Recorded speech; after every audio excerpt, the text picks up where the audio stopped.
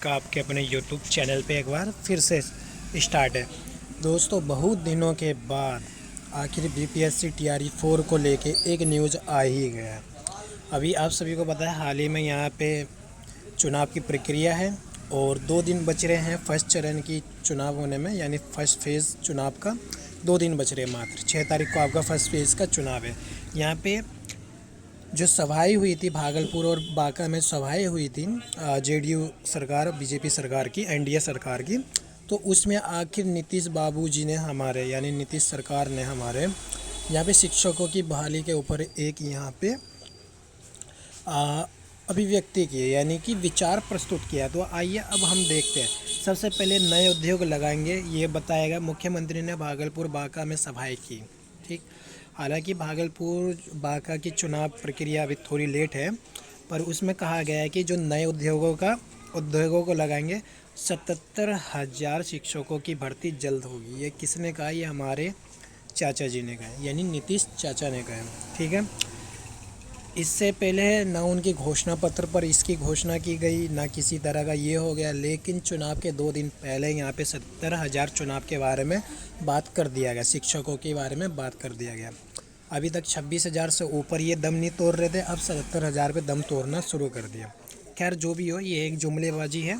ठीक है, और इसमें साफ साफ बताया, सोमवार को कहा गया कि बिहार में बड़े बड़े उद्योग लगाए गए जाएंगे, 77,000 शिक्षकों की भर्ती जल्द करेंगे। यानी 77,000 यहाँ क्लियर नहीं बताया गया कि टीआरई 4 में है या टीआरई 5 में है, या दोनों को मिला के 77,000, ये अभी क्लियर नहीं किया गया। ठीक है, और इन्होंने बताया गया है कि महिला पुलिसकर्मियों की भी भर्ती जो है जल्दी देखी जाएगी। यानी कि अब जो पुलिसकर्मी में महिलाओं की भी यहाँ पे वैकेंसियाँ निकाली जाएगी। अब हर जगह बिजली पहुँच चुकी है, लेकिन लालटेन की ज़रूरत कहाँ है? लालटेन यानी ये विपक्ष पे मुद्दा मार रहे सीधा। केंद्र के सहयोग से बिहार पूरे देश में सबसे बेहतर और विकसित राज्य बनेगा। ठीक, यानी 20 साल से ये सब सो रहे थे, लेकिन चुनाव में ये सब जग गए। यानी अब इनको बिहार का विकास करना है चुनावी प्रक्रिया के दौरान। यानी इससे 19 साल पहले ये सब सो रहे थे, यानी बिहार में किसी तरह का विकास इनको नज़र नहीं आया, लेकिन 1 साल के अंदर इनको बिहार में तरक्की करना, विकास करना, जो कि सही बात है। चलो, अच्छी बात है, बिहार का विकास तो हो किसी बहाने। ठीक है, और इसमें कहा गया है कि लालटेन वाली बात तो छोड़ दीजिए, इस केंद्र के सहयोग से। हाँ, एक बात ये कहूँगा कि जो विपक्ष है यहाँ पे हर घर, मतलब सरकारी नौकरी देने की बात किया है, और कई लोग ये सोच रहे हैं हर घर का मतलब होता है कि जो बिहार की बजट है, आम बजट है, उससे भी अपर हो जाना। यानी उसकी जो कर, मतलब राजस्व होगा, इनकम जो होगी सरकारी गवर्नमेंट वाले कर्मचारियों का, अगर इतनी वैकेंसी दे देता है जेडीयू आरजेडी सरकार, तो फिर विकास कैसे होगा? मतलब कई जुमलेबाजी है, कई मीडिया वाले ऐसे बोले कि इम्पॉसिबल। भाई देखो, जो पढ़ेगा लिखेगा उसी को गवर्नमेंट जॉब मिलेगा। ये ज़रूरी नहीं है जो अनपढ़ गवार है, जो खेती कर रहा है, उसको जाके शिक्षक बना देना, उसको पुलिसकर्मी बना देना। नहीं भाई, कम से कम 10वीं योग्यता आपको रखनी पड़ेगी।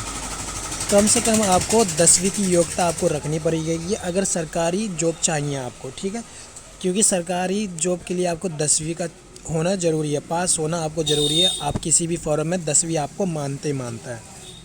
ठीक, तो ये जुमलेबाजी में मत जाए। न्यूज़ मीडिया वाले वैसे ही रिकॉर्ड दिखाते हैं। 1-2 न्यूज़ वाले ऐसे हैं ना, जो चैनल बदलने के बावजूद अपनी आदत में सुधार नहीं किए हैं, उनको क्या बोलूँ मैं। ठीक, और यहाँ पे बताया गया है कि लालू ने सिर्फ अपने परिवार को आगे बढ़ाया। जो भी बात है, ये तो बता रहे हैं, ये तो जुमलेबाजी मार रहे हैं, विपक्ष पे पलटवार कर रहे हैं, क्योंकि इनको सत्ता में आनी है।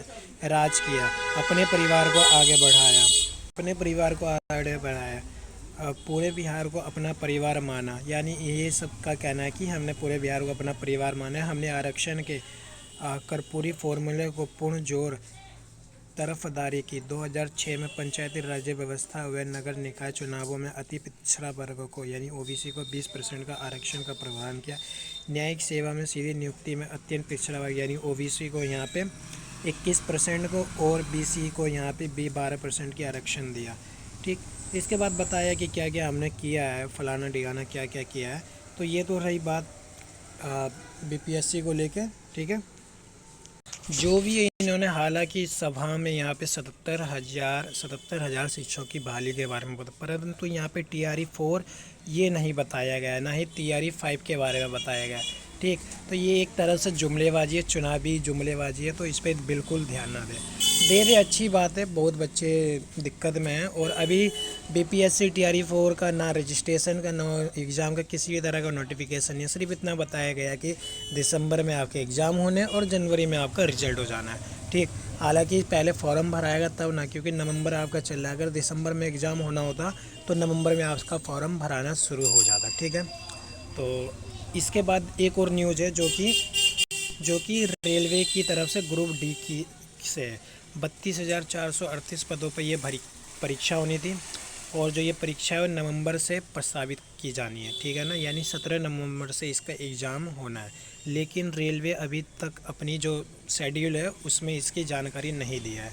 ठीक, रेलवे में ग्रुप डी की जो बहाली हुई, मतलब भर्तियां हुई थी 32,000 प्लस पदों पर। यहाँ पे इन पदों के लिए रेलवे भर्ती बोर्ड द्वारा 17 नवंबर से कंप्यूटर आधारित यानी CBT कंप्यूटर बेस्ड टेस्ट के माध्यम से आपका 17 नवंबर को यहाँ पे परीक्षा प्रथम चरण प्रस्तावित है। लेकिन अभी तक रेलवे बोर्ड ने इसका विस्तृत परीक्षा शेड्यूल RBI अजमेर को नहीं मिला है।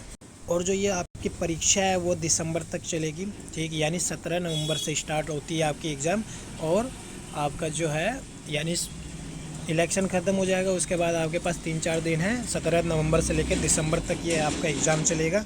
ठीक, और इसकी जानकारी आपको ही जल्द मिल जाएगा। बात रही एडमिट कार्ड की, वो 3 से 4 दिन पहले ही, यानी 17 तारीख को है, तो आपका ये 14 तारीख 15 तारीख को यहाँ पे एडमिट कार्ड जारी कर दिया जाएगा। ठीक है, सितंबर में जारी हुआ था आवेदन स्टेटस, यानी स्टेटस आप चेक कर सकते थे, इसके बारे में बताया गया था।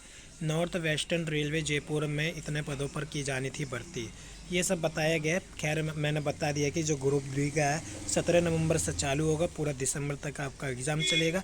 एडमिट कार्ड जो है वो 3 से 4 दिन पहले आएगा, यानी 17 तारीख को एग्ज़ाम अगर किसी बच्चे का है तो 15-14 तारीख को यहाँ पे आपको एडमिट कार्ड देखने को मिल जाएगा। ये 2 न्यूज़ थे जो कि बहुत ही इंपॉर्टेंट थे, खासकर BPSC बिहार चुनाव को लेकर यहाँ पे बताया गया था।